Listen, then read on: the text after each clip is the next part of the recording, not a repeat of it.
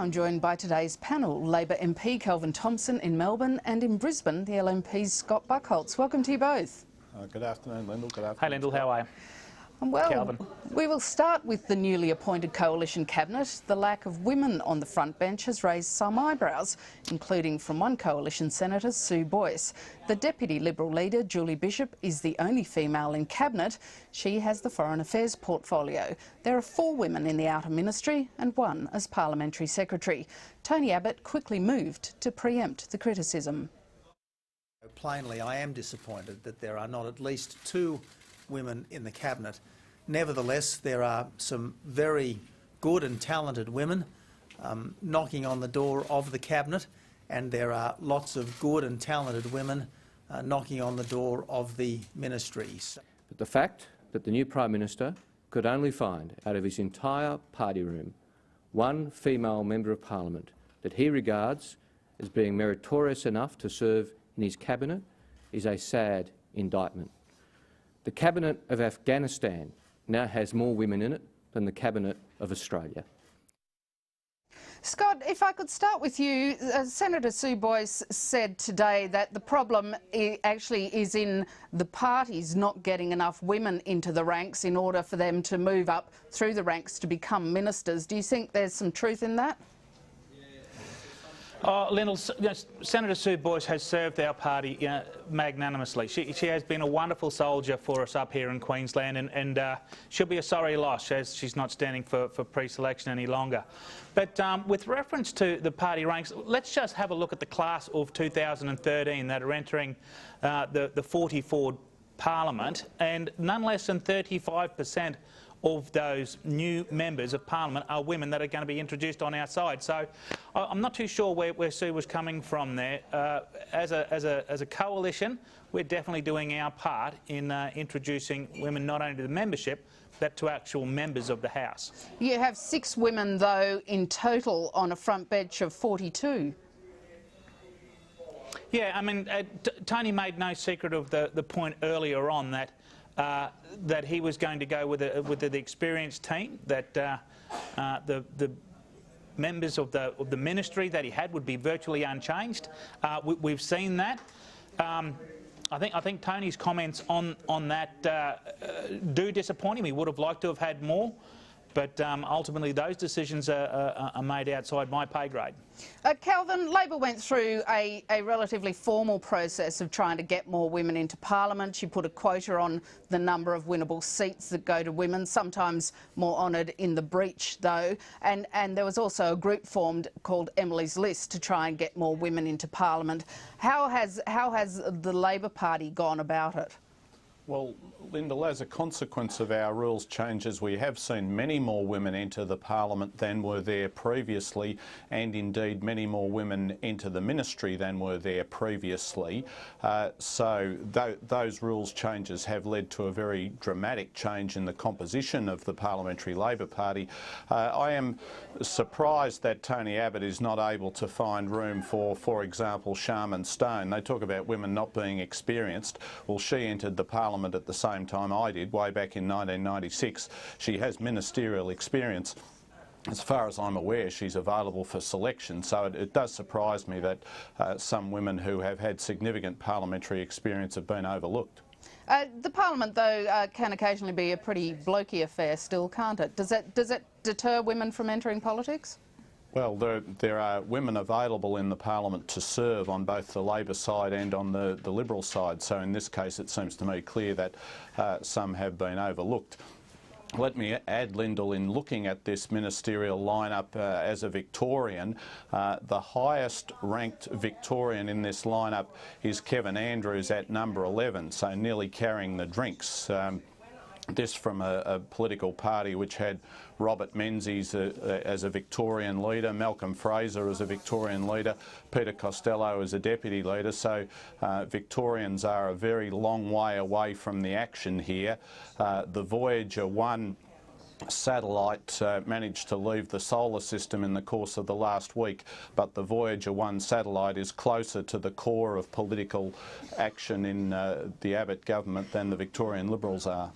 Scott, there are a number of Queenslanders in the front bench, not only in the Cabinet but the outer ministry and the parliamentary secretary ranks. Are you happy about that?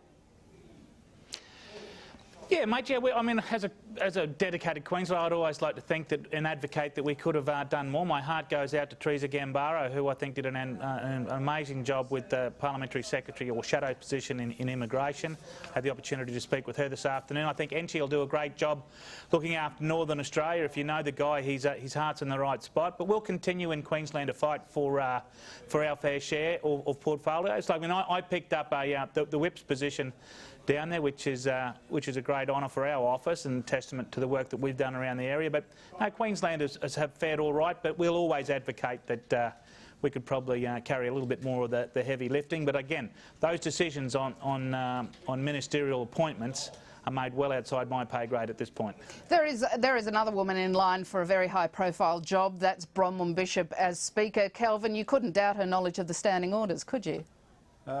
Lyndall, there is more to being Speaker than having a copy of the House of Representatives practice with post-it notes, and I would prefer the fundamental decency and fair-mindedness of a Harry Jenkins or an Anna Burke any day.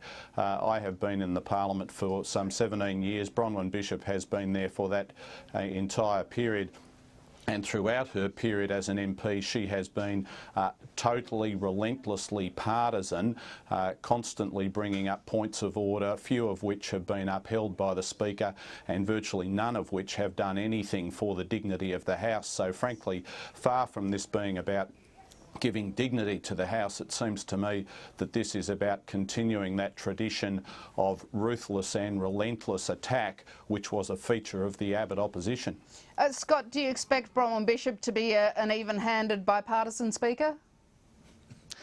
Mate, I think the 43rd Parliament, there are a lot of politicians that are very glad that hostility, that the sensitivities of the hung Parliament are now behind us. I would suggest that we will see the Parliament hopefully resume to a more sombre locality where we can have reasonable debate.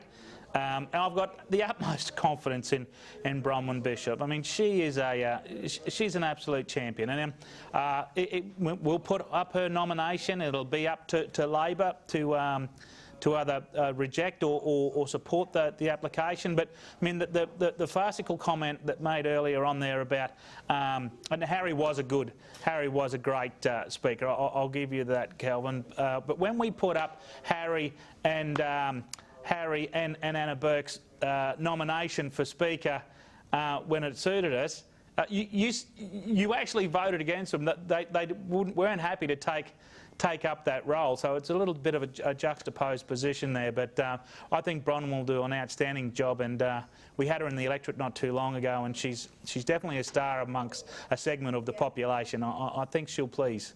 We might move on. Tony Abbott's promised to have a slower pace of government, to not necessarily appear in the media every day. He's also streamlined his ministerial portfolios, saying he wants clear lines of authority and a back-to-basics government. I think there'll be a lot of people in Australia who find these areas of policy important, who'll be very disappointed that they don't have a specific voice at the Cabinet table. The new Prime Minister has neglected whole swathes of the Australian economy and important parts of the Australian society in refusing to appoint ministers specifically responsible for these important areas. But it is possible to take things very, very seriously indeed without feeling that they need to be included in people's titles, because we are just getting to a situation of title inflation, and frankly I want to avoid title inflation. Thankfully I think we've got some title deflation as a result of this ministry. Kelvin, you know how government works. Isn't it the case that just because a bit of a portfolio isn't in a minister's title, it doesn't mean that somebody doesn't have responsibility for it, does it? Well, I have to confess, Lyndall, that I am in favour of simple ministerial titles. I think they have become overly complicated over the years, so I think that having a Minister for Transport, a Minister for Health, Minister for Education, frankly, is a good way to go. But I am concerned about some of the areas that appear to be missing from the arrangement that's been announced. There's no Transport Minister, and the Prime Minister, having said that he wants to be an infrastructure Prime Minister, has delegated that role, the infrastructure minister, to the Nationals leader, and I think that the Nationals leader has a much more limited view of the role of infrastructure, so you won't see efforts in the area of urban public transport, which are sorely needed. And I think there's neglect of the fact that the National Broadband Network is the biggest infrastructure project on the block, and we still need the Liberal government to look at this issue and to be serious about getting fibre to the home if Australia is going to keep up with technological pace. So there are aspects of these portfolio allocations which are of concern. Although getting fibre to the home wasn't the policy they took to the election. Well, we've got an online petition of 250,000 Australians already urging the Liberal Party to reconsider this matter. It is fundamental to Australia's future that we keep up with technological development around the globe, and if we don't have this, if we don't get fibre to the home, we will progressively fall behind. Scott, Tony Abbott says that the details of who's responsible for what will be released after ministers are sworn in on Wednesday. Is that important, so people know if they want to approach a minister, which one they need to approach? I'm very, very sure that the Australian public, if they want to speak about transport, will know who to speak to well in advance of, say, for example, you want to go and have a chat to the Labor opposition. The leader of the Labor Party. I suggest that date is the 18th of October or something that was mentioned earlier on. Yeah, you'll know who the Transport Minister is. But I think on that transport issue, I think that transport portfolio traditionally does sit with the Nats. I remember John Anderson, Deputy Prime Minister, also held that portfolio of transport along with previous colleagues of his. So I think, Kelvin, that's just a byproduct of that portfolio traditionally does sit with the Nats. Stone had it in the Libs there for some time, but I don't understand why it can jump from one to the other. But I do agree with Kelvin. I am a big fan of making these titles simple. We do need to keep a little bit clear. We don't want to cut ourselves shaving as a government, creating titles and unnecessary work when, as you said, Lionel, we just want to know who to go to, or the Australian public want to know who to go to in the event that they've got an issue, and hopefully get some straight talking and some straight answers from a government that's committed to trying to get the nation back on track.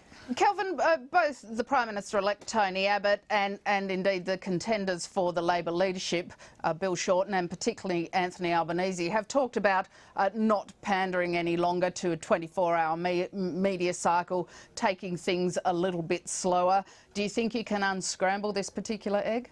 Well, I'd like to think so, Lyndall. In the time that I've been in the Parliament, I've seen the 24/7 media cycle increasingly centralise power and give us ever more presidential forms of leadership. And this is on both the Labor side and the Liberal side. And frankly, I think it's fundamentally undemocratic. The more power you take away from ministers and shadow ministers, away from members of Parliament, away from ordinary members of political parties and the voting public, the less democratic the community and the society is. So I think it would be better if leaders of all political parties didn't feel that they had to go out every day, or indeed in some cases twice and three times a day, to announce what the policy is, what the line is and so on. I think that we need to have a more democratic political system which gives a say for political parties, for parliamentary parties and for ordinary members of the public who can access people like Scott and I as their local representative, but who have very little prospect of being able to access Prime Ministers and Premiers and the like. Scott, do you agree that ministers and shadow ministers should be given more say, and dare I say it, even backbenchers as well? Yeah, absolutely. And as the new government whip, I'll be advocating to make sure that my backbenchers do get their share in the spotlight in a new government. But yeah, I think Kelvin's right. I think the other thing is that I think the punters are over it. I think mums and dads of Australia have just about had it up to the back teeth with the federal arena, the constant bombardment. I think they're looking for a break, and the fact that we're not rushing back to Parliament is unless we've got a full card to deal with, is a good thing. I don't suggest that that there's an ongoing market there of the majority of Australians that are looking for conflict. They're not looking for rigorous debate from the likes of their federal representatives. And if that space is left bare, well, it will be filled with more local issues. You can get your national media now through many mediums. And yeah, I agree that if we leave that space bare a bit, there's great coverage that local members can get through their local media outlets. Kelvin, if I can ask you about the changes to the rules for this leadership ballot, allowing people who joined the Labor Party up until election day to vote, do you think that's a reasonable change in the rules that had been set down previously? Yes, I do, Lyndall. It's clearly been done by agreement. The candidates indicated that where agreement could be reached, there would be these methods of implementing the ballot. Of course, it's an experiment. It's not something that we've done before, but the instinct behind this, the culture behind this, is a democratic one where we're spreading the vote to as many people as we reasonably can, and I think that's a good thing. That's a democratic thing in keeping with the whole notion of giving this 50% of the say to members of the Australian Labor Party. And one other question on this issue to you, Kelvin. Do you think that the people who are nominees for the leadership can avoid it becoming a personality contest when there seems to be so little difference in policy between them? Well, they've committed to doing this, Lyndall, and I think to their great credit so far they have. They both gave outstanding speeches to the caucus, different kinds of speeches, and they are different kinds of people. I think that they do represent a real choice. I know that in Britain the Labor Party ended up with a choice between the Miliband brothers. Well, it seems to me that anyone who knows Anthony Albanese and anyone who knows Bill Shorten will understand that they do represent different styles and different approaches to politics and no doubt to leadership. So I think that there is a genuine choice before us in the Parliamentary Party and before the members of the Australian Labor Party, and I do hope, and I have no reason not to expect, that the way they will conduct themselves will be a constructive one and will reflect credit on both of them. On that note, Scott Buckholtz and Kelvin Thomson, thank you very much for joining us today. Good to talk with you. Thanks, mate. See you, Kelvin. And that's Capitol Hill for now. We'll be back at the same time tomorrow. Until then, good night.